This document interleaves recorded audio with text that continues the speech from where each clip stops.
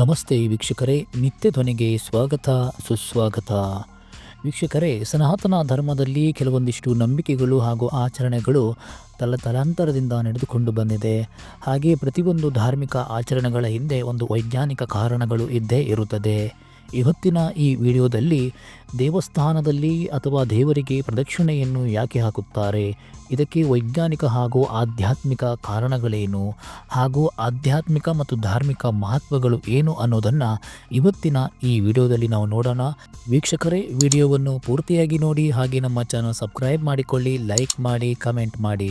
ಸನಾತನ ಹಿಂದೂ ಧರ್ಮದಲ್ಲಿ ದೇವಸ್ಥಾನ ಅಥವಾ ದೇವರಿಗೆ ಪ್ರದಕ್ಷಿಣೆ ಹಾಕುವಂತಹ ಒಂದು ಸಂಪ್ರದಾಯ ಸಾವಿರಾರು ವರ್ಷಗಳಿಂದ ನಡೆದುಕೊಂಡು ಬಂದಿದೆ. ಪ್ರತಿನಿತ್ಯ ದೇವಸ್ಥಾನಕ್ಕೆ ಹೋಗಿ ದೇವರಿಗೆ ನಮಸ್ಕಾರ ಮಾಡಿ ಒಂದು ಪ್ರದಕ್ಷಿಣೆ ಹಾಕುತ್ತೇವೆ. ಆದರೆ ಈ ಪ್ರದಕ್ಷಿಣೆಯನ್ನು ಯಾಕೆ ಹಾಕ್ತೇವೆ, ಇದರ ಹಿಂದಿನ ವೈಜ್ಞಾನಿಕ ಹಾಗೂ ಆಧ್ಯಾತ್ಮಿಕ ಮಹತ್ವಗಳು ಏನು ಅನ್ನೋದನ್ನು ಈ ವಿಡಿಯೋದಲ್ಲಿ ನಾವು ಸಂಪೂರ್ಣವಾಗಿ ನೋಡೋಣ. ಯಾನಿ ಕಾನಿ ಚ ಪಾಪಾನಿ ಜನ್ಮಾಂತರ ಕೃತಾನಿ ಚ ತಾನಿ ತಾನಿ ವಿನಶ್ಯಂತಿ ಪ್ರದಕ್ಷಿಣಂ ಪದೇ ಪದೇ. ಈ ಶ್ಲೋಕದ ಅರ್ಥ, ನಾನು ಅನೇಕ ಜನ್ಮಗಳಲ್ಲಿ ಮಾಡಿದ ಎಲ್ಲ ಪಾಪಗಳು ನನ್ನ ಪ್ರದಕ್ಷಿಣೆಯ ಪ್ರತಿ ಹೆಜ್ಜೆಯಲ್ಲಿಯೂ ನಾಶವಾಗಲಿ. ನನ್ನ ದೇವರಿಗೆ ನಾನು ಶರಣಾಗಿದ್ದೇನೆ, ನನ್ನ ಪ್ರದಕ್ಷಿಣೆ ಸ್ವೀಕರಿಸು ದೇವರೇ ಎಂದು.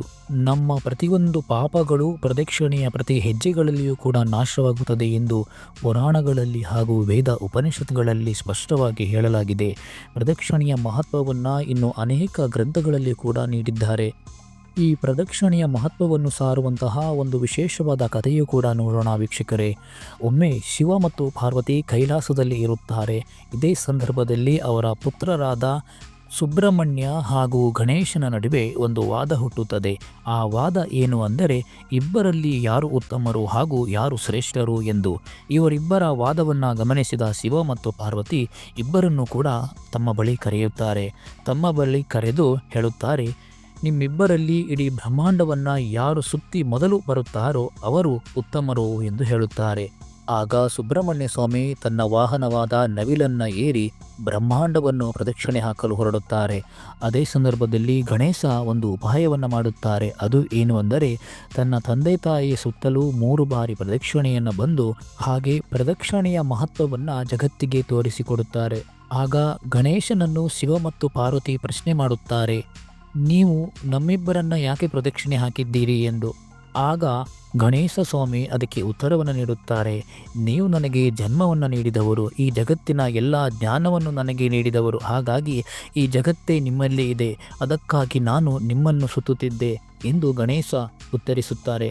ಈ ಕಥೆಯಿಂದ ನಮಗೆ ಸಿಗುವ ಉತ್ತರ ಏನು ಎಂದರೆ, ಪ್ರದಕ್ಷಿಣೆಯಿಂದ ನಮ್ಮಲ್ಲಿರುವ ಅಜ್ಞಾನವನ್ನು ನಾಶ ಆಗುತ್ತದೆ ಹಾಗೂ ನಮ್ಮಲ್ಲಿ ಜ್ಞಾನ ಹುಟ್ಟುತ್ತದೆ ಎನ್ನುವುದು. ಹಾಗೆ ದೇವಸ್ಥಾನಗಳಲ್ಲಿ ಪ್ರದಕ್ಷಿಣೆ ಹಾಕುವುದರಿಂದ ಅನೇಕ ಪ್ರಯೋಜನಗಳು ಹಾಗೂ ಲಾಭಗಳಿವೆ. ದೇವಸ್ಥಾನದಲ್ಲಿ ನಾವು ಪ್ರದಕ್ಷಿಣೆ ಯಾಕೆ ಹಾಕಬೇಕು, ಇದರ ವೈಜ್ಞಾನಿಕ ಮಹತ್ವಗಳು ಏನು ಗೊತ್ತಾ ವೀಕ್ಷಕರೇ? ದೇವಸ್ಥಾನದಲ್ಲಿ ದೇವರ ಗರ್ಭಗುಡಿಯ ಸುತ್ತಲೂ ಪ್ರದಕ್ಷಿಣೆ ಹಾಕುವುದರಿಂದ ದೇವರ ವಿಗ್ರಹದಿಂದ ಹೊರಹೊಮ್ಮುವ ದೈವಿಕ ಚೈತನ್ಯಗಳು ಗ್ರಹಿಸಲು ಸಾಧ್ಯವಾಗುತ್ತದೆ. ಹಾಗೆ ದೇವಸ್ಥಾನದ ಗರ್ಭಗುಡಿಯ ಮೇಲೆ ಇರುವ ಕುಂಭಕಳಸ, ಇದನ್ನು ತಾಮ್ರದಿಂದ ಮಾಡಿರುತ್ತಾರೆ. ಇದರ ಆಕಾರಗಳು ಕೂಡ ನೀವು ನೋಡಿರಬಹುದು, ಚೂಪಾಗಿ ಕಳಸದ ಆಕಾರದ ರೀತಿ ಇರುತ್ತದೆ. ಈ ಕುಂಭಕಳಸ ಆಕಾಶದಿಂದ ಬರುವಂತಹ ದೈವಿಕ ಚೈತನ್ಯಗಳನ್ನು ತನ್ನತ್ತ ಸೆಳೆದುಕೊಂಡು ದೇವಸ್ಥಾನದ ಗರ್ಭಗುಡಿಯ ಸುತ್ತಲೂ ಹರಿಸುತ್ತದೆ.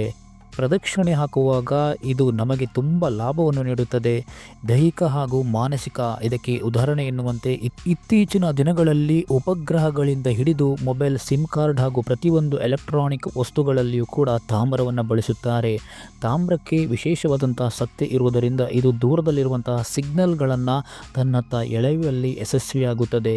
ಹಾಗೆ ದೇವಸ್ಥಾನದ ಮೇಲೆ ಇರುವ ಕುಂಭಕಳಸ ತಾಮ್ರದಿಂದ ಮಾಡಿರುತ್ತಾರೆ. ಇದು ವಿಶೇಷವಾಗಿ ಆಕಾಶದಿಂದ ಬರುವಂತಹ ದೈವಿಕ ಚೈತನ್ಯವನ್ನು ತನ್ನತ್ತ ಸೆಳೆದುಕೊಂಡು ದೇವಸ್ಥಾನದ ಸುತ್ತಲೂ ಹರಡುತ್ತದೆ.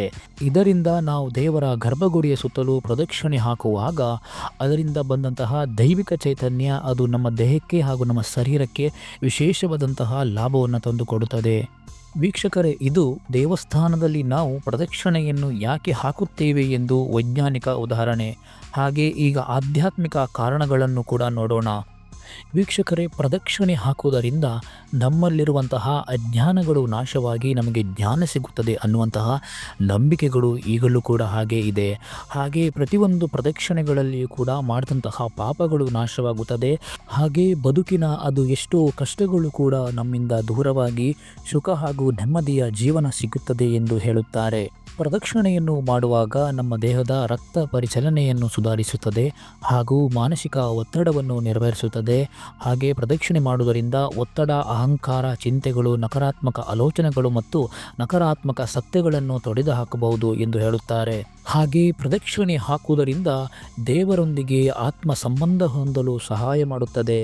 ಆದರೆ ಇತ್ತೀಚಿನ ದಿನಗಳಲ್ಲಿ ದೇವಸ್ಥಾನಗಳಲ್ಲಿ ಪ್ರದಕ್ಷಿಣೆ ಹಾಕುವಂತಹ ರೀತಿ ನಿಯಮಗಳೇ ಬದಲಾಗಿ ಹೋಗಿದೆ ವೀಕ್ಷಕರೇ. ದೇವಸ್ಥಾನದಲ್ಲಿ ಪ್ರದಕ್ಷಿಣೆಯನ್ನು ಹಾಕುವಾಗ 2 ಕೈಗಳನ್ನು ಜೋಡಿಸಿ ಕೈಯನ್ನು ಮುಗಿದು ಹಾಗೆ ನಿಧಾನವಾಗಿ ಹೆಜ್ಜೆ ಮೇಲೆ ಹೆಜ್ಜೆಯನ್ನು ಇಡುತ್ತಾ ಗರ್ಭಗುಡಿಯ ಸುತ್ತಲೂ ನಾವು ಪ್ರದಕ್ಷಿಣೆಯನ್ನು ಹಾಕಬೇಕು. ಹೀಗೆ ಪ್ರದಕ್ಷಿಣೆ ಹಾಕಿದರೆ ಮಾತ್ರ ನಾವು ದೈವಿಕ ಚೈತನ್ಯವನ್ನು ಗ್ರಹಿಸಲು ಸಾಧ್ಯವಾಗುತ್ತದೆ. ಇಲ್ಲದಿದ್ದರೆ ನಾವು ವೇಗವಾಗಿ ಪ್ರದಕ್ಷಿಣೆ ಮಾಡುವುದರಿಂದ ನಮಗೆ ಯಾವ ಲಾಭವೂ ಕೂಡ ಸಿಗೋದಿಲ್ಲ. ನಾವು ನಿಧಾನವಾಗಿ ಶಾಂತತೆಯಿಂದ ದೇವರಿಗೆ ಶರಣಾಗಿ ಪ್ರದಕ್ಷಿಣೆಯನ್ನು ಮಾಡೋದರಿಂದ ಅನೇಕ ಲಾಭಗಳು ಹಾಗೂ ಅನೇಕ ಪ್ರಯೋಜನಗಳು ಸಿಗುತ್ತದೆ. ವೀಕ್ಷಕರೇ, ಇದಿಷ್ಟು ಮಾಹಿತಿ ನಾವು ದೇವಸ್ಥಾನದಲ್ಲಿ ಪ್ರದಕ್ಷಿಣೆಯನ್ನು ಯಾಕೆ ಹಾಕುತ್ತೇವೆ ಹಾಗೂ ಇದಕ್ಕೆ ವೈಜ್ಞಾನಿಕ ಹಾಗೂ ಆಧ್ಯಾತ್ಮಿಕ ಮಹತ್ವಗಳು ಏನು ಅನ್ನೋದನ್ನು, ಹಾಗೆ ನಿತ್ಯ ಧ್ವನಿಯ ವಿಡಿಯೋಗಳು ನಿಮಗೆ ಇಷ್ಟವಾದರೆ ದಯವಿಟ್ಟು ಲೈಕ್ ಮಾಡಿ, ಕಮೆಂಟ್ ಮಾಡಿ, ಶೇರ್ ಮಾಡಿ. ಧನ್ಯವಾದಗಳು ವೀಕ್ಷಕರೇ.